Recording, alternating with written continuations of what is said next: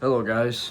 I would like to have a one-on-one talk with y'all. It's been quite some time since I've done that. Y'all probably didn't even see my face in quite some time. I know I guess I've changed a little bit. I've gotten older. My voice has deepened. You all haven't probably heard me in a little while. Actually, no, because I'm sure I've done some narrating videos recently. I don't know. I don't keep track. The only thing I keep track of is my comment section and my algorithm. But where we're mainly focusing on is where I am in my spot in life. I just wanted to share that with y'all because I think I've found my spot in life and I'm only 14 years old. I think I finally found what I was born for, which is something rare to accomplish when you're 14. Like, I can't escape this idea. Like, how I want to choose my lifestyle, I cannot get out of. I really want this life, and it clicks with me. It clicks with me, and it doesn't undo. I think you guys get what I mean. I've basically found my spot in life already, and I'm only 14. I'm 14 years old. Let me go back to when I was a little boy, when I was a little kid. When I was 2 years old, I was taken to do at a park was just to have some fun, just take to a park. Maybe he'll like what's over there. Now, that park was the Auburndale City Park. Yes, that was 12 years ago. I was over there for the first time. I was still a little baby. And I just thought it was a normal park. But then an Amtrak train came through at about 11 or so. And it went through. I was like, I guess, close to I was close to the rails of the playgrounds and under the trees, and I was watching the Amtrak go by, just watching every car go by, watching all the wheels spin, watching and it blowing its horn as it's going away, hearing the Doppler effect, the echo in the air, how big it was, because I was little. I was like 3 foot fucking tall. I'm 3 foot fucking tall, you asshole! It was the biggest fucking thing I've ever seen in my entire life that moved.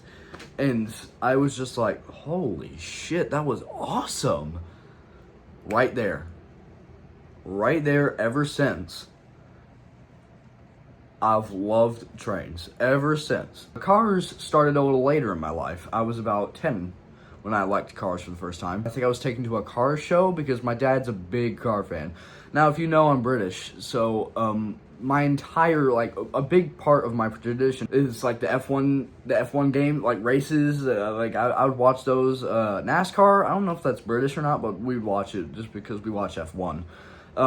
Golf, that was tradition, even though I never really, the only sport I really attended was boxing, and I still do it. I just don't talk about it a lot because it's not my top priority. It's not what I enjoy doing more than this. And also, I tried doing a little bit of boxing into my videos. Nobody really enjoyed them. I posted a couple of sparring matches, and they got deleted. So, I just stuck with cars and trains. Everybody liked those. That's what people saw my page as. My YouTube page started when I was 6. I uploaded on July, and that was CSX 0738, I think, is what his route number was back then. It was basically L772 now. If you guys have no idea what I'm talking about, like what the hell are you talking about?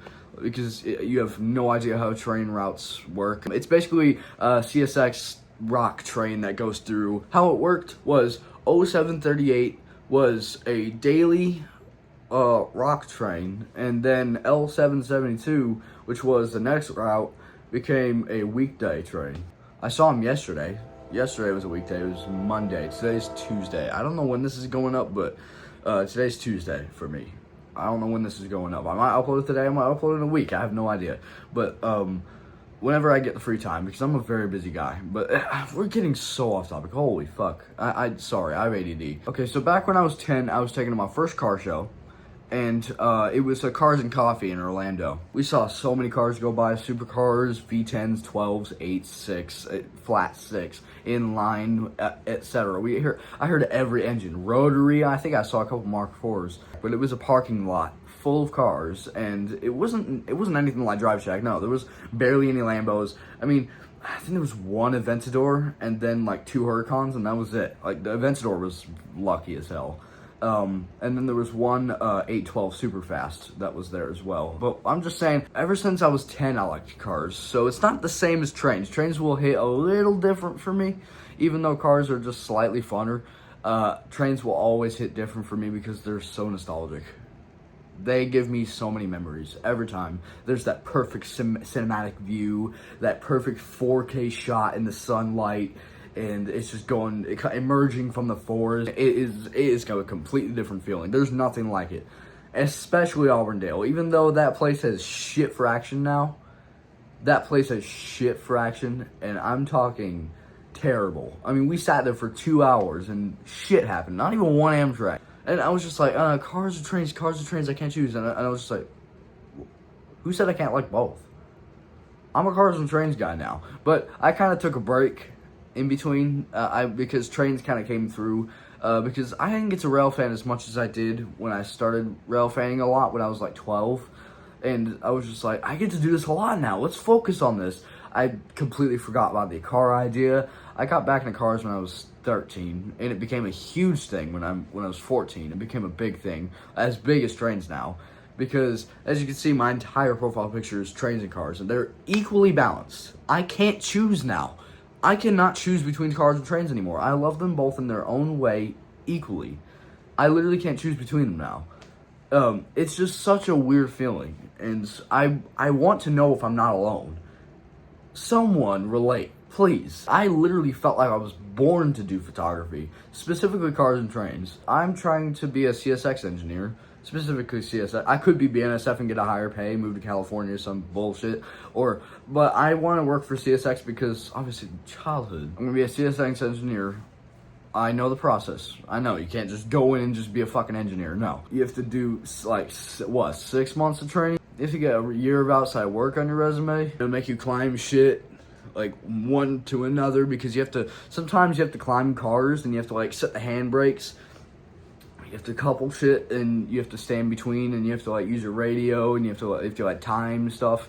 You have to learn the momentum of trains. There's so much shit you have to do. And then you become a conductor.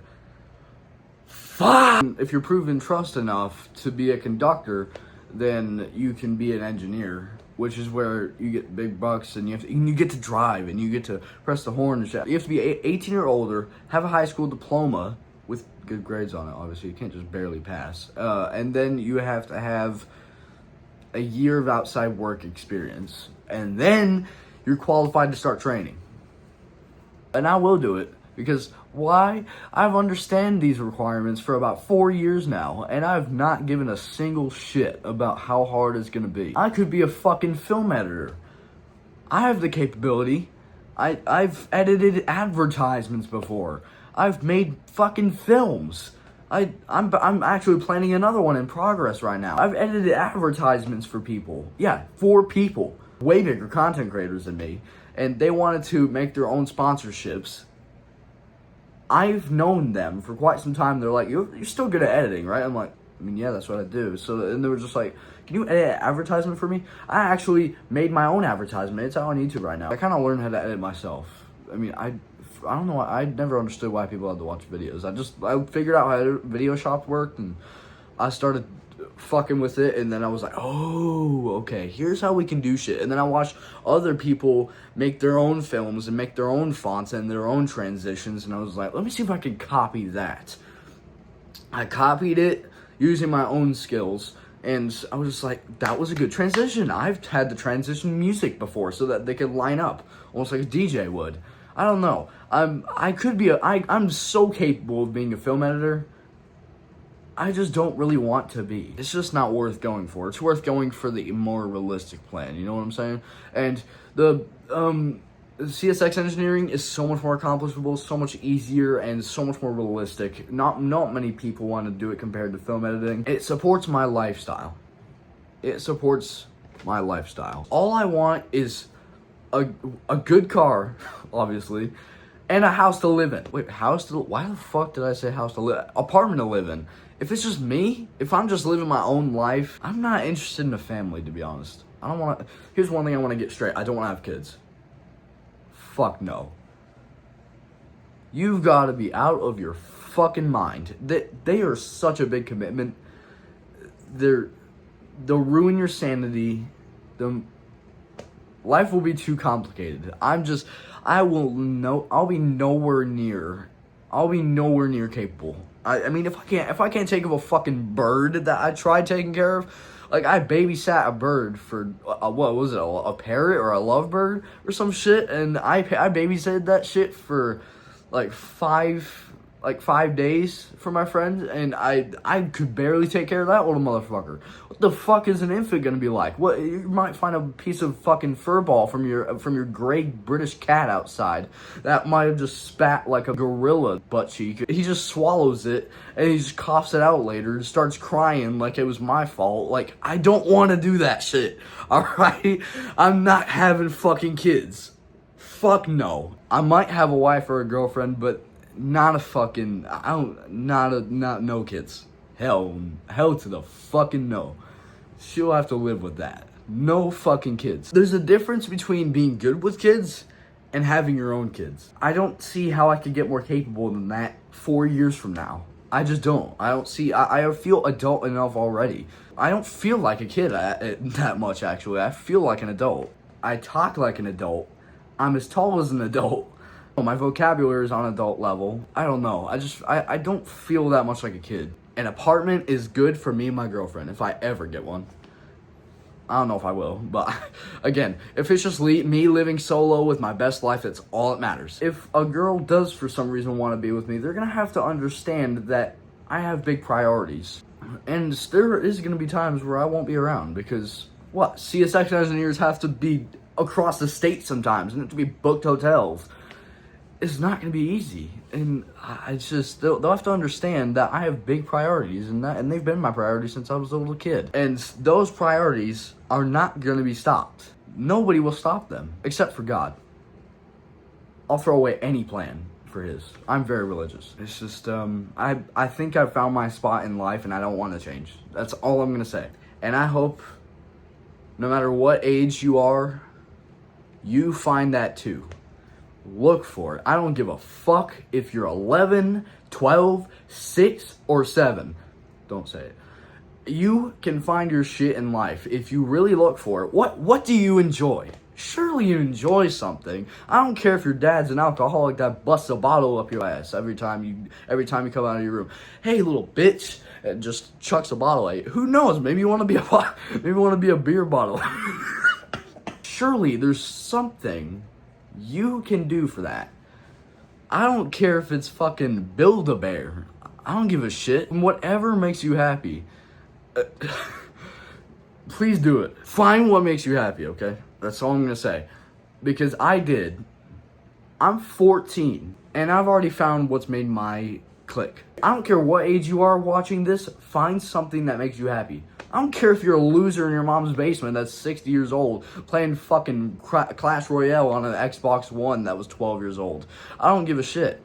There's still that opportunity. If you're not dead, it's not too late. I don't care if you have a bank robbery on your fucking criminal record. There's still shit you can do. Make your own stocks.